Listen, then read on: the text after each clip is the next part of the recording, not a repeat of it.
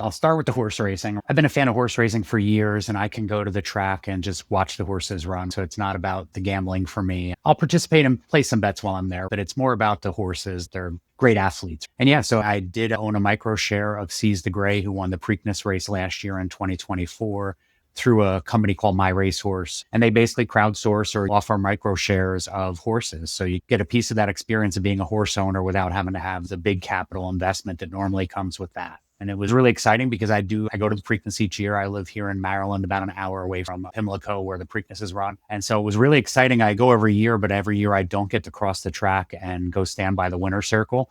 And we got to do that last year. A friend of mine also had a share. We didn't plan to buy shares of the same horse, but we were there. We go to the Preakness together every year. So we just happened to have shares of the same horse. And that horse won a couple of other graded races. And he's now out to stud and making babies this year. So that's exciting too, to see that through.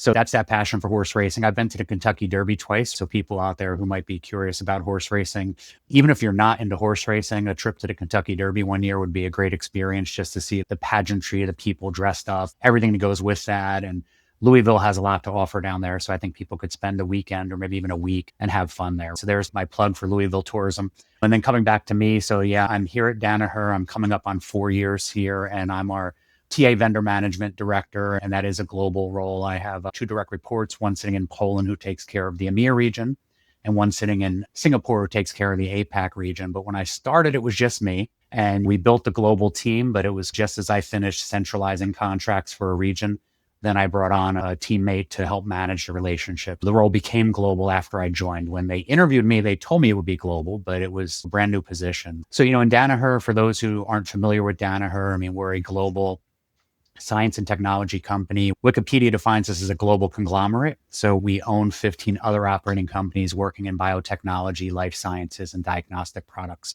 Prior to Danaher, I've had a career working within talent acquisition, both in roles where I've had vendor management responsibilities. And those can be as simple as the ones you think of being in talent acquisition. So RPOs, recruitment process outsourcing, MSPs, master service providers, and then managing relationships with search firms as well.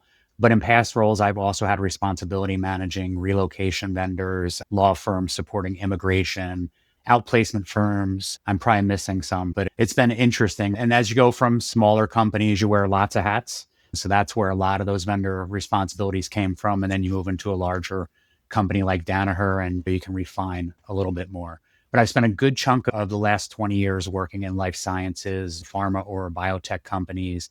Little bit of experience in more of a technology research company for a few years, worked in financial regulation for a few years, but all of that within the HR domain and with talent acquisition responsibilities. It's a little more about me. Like I mentioned, I'm in Maryland, about an hour west of Baltimore.